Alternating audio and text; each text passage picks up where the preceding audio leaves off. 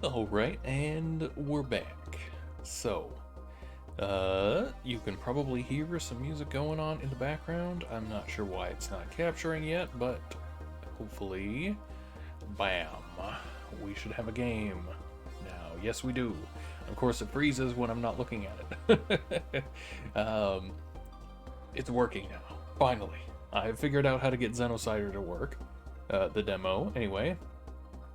And it turns out the issue, I believe, has to do with my Bluetooth headphones.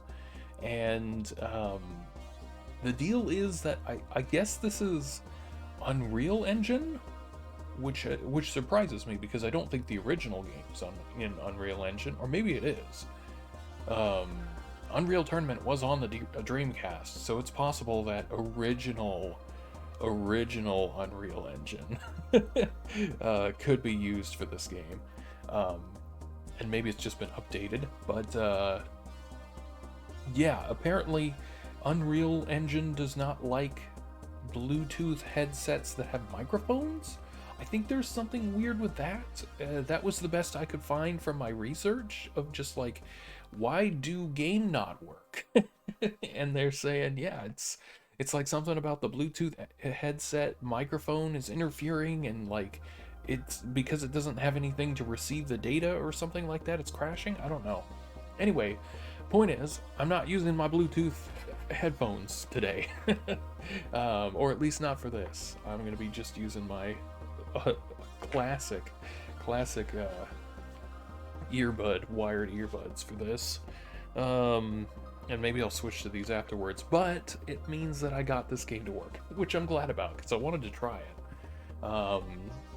In fact, some point in the future, I may do like a whole full-on Dreamcast day. Um, I like the Dreamcast. I think it's a really interesting and weird, cool console.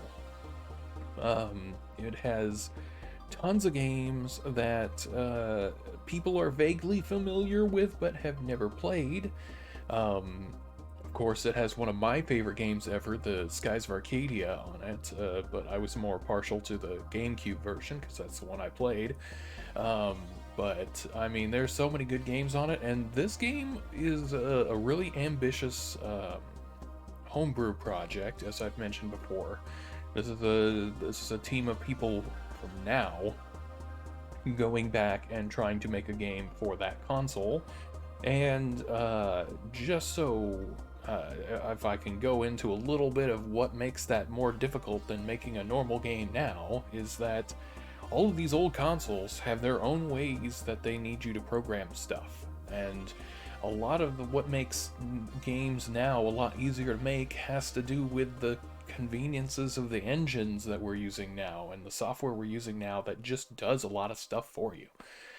Um, and so when you try to make something like an actual PlayStation 1 game or an actual Nintendo 64 or Dreamcast game, like there's a whole lot of hoops you got to go through, and that's why when you see the actual homebrew games, they tend to be like 2D games that are like mazes or Mario clones. Like they're extremely simple games because you have to code everything down to like how collisions work, I would guess. I don't know. I've never tried it, and I don't have enough knowledge of code or anything like that to really tell you what goes into it all.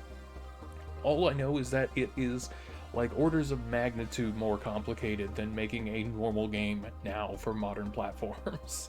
And so, yeah, anyway, that's really kind of why I wanted to try this, because this is a demo for the version that's going to come out on Steam. It's, obviously it started as a Dreamcast homebrew game, and they didn't even make like a PC release as far as I know. The PC release is downloading the ROM and playing it on an emulator, which you can do. In fact, you know what? I should probably just go and grab that link in case anyone actually likes this game and doesn't know about it and wants to play it. Because I'm gonna buy a copy of that. I'm sad that I missed the physical release because they did a physical Dreamcast disc for it.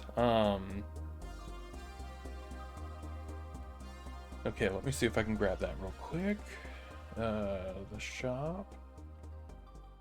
And yeah, because it seems pretty cool. You know, I only booted it up long enough to know that the game runs on my computer. But here is the link to their shop page where you can actually buy the ROM. It's $10. It's not much. That's very good price for that. And they were only asking $30 for the physical, and I'm sad I missed that. But anyway, here we go. We're gonna get into this and try out this demo. Okay, so hopefully you can see the game and things are working. We've got Fantasyland and Story Mode. I don't know what the difference is there, but we're gonna go with Story Mode for now. Kind of off to a bit of a slow start for me. I'm just talking through too much stuff at the beginning here. Finally getting to get to a game. Hopefully it all looks okay. All right, there we go. Just checking to make sure it's actually animated there. Good. All right, we're playing. So we've got like lanes. And, oh, right, you can use either the buttons or the stick? Yes, and we press up to jump, okay. Now, how did I shoot? I suppose they'll tell me that in a second. And then press A to activate fire. Oh, yes, that's what I remember. There's got to be an alternate control scheme here, because that's actually really hard to do.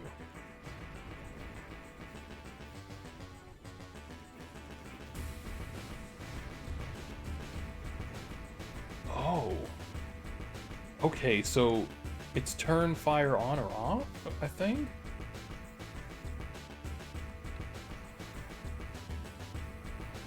We've got a force field. Maybe I'm wrong about that. Anyway, we're gonna reload it. We're gonna load up the nuke. Just screen wipe.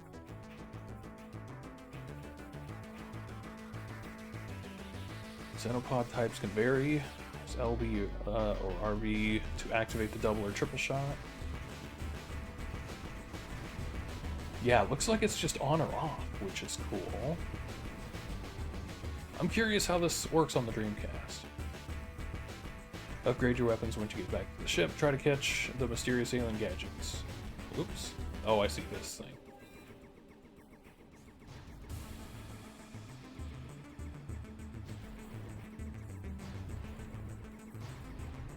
Cool.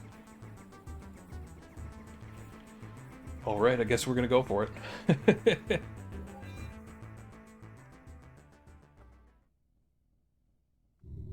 I love these graphics, though. They have a pre-rendered cutscene? Is that what this is? Yeah. Welcome to the ship. Invest your Xeno coins in upgrades.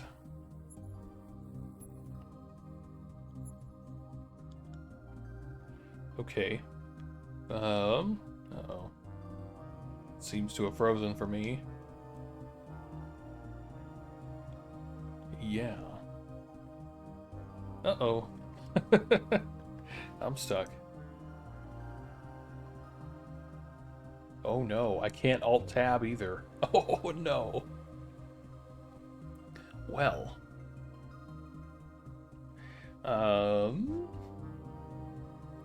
The game has done a break my stream. That's no good. Alright. Okay, Windows has figured out that it's crashed. Close the program. Oh, nope. Yeah. Okay, well, I'm sorry guys. I really tried. I guess we're not doing Xenocider anymore. I will try to get the ROM and maybe play it in the full version. I'll just buy it and download it and get a Dreamcast emulator working and try to do that at some point. Anyway, I thought that was worth trying. It looks really cool, and I want to play more of it, but I can't. So anyway, let's go back to the retro category, and we'll play something else.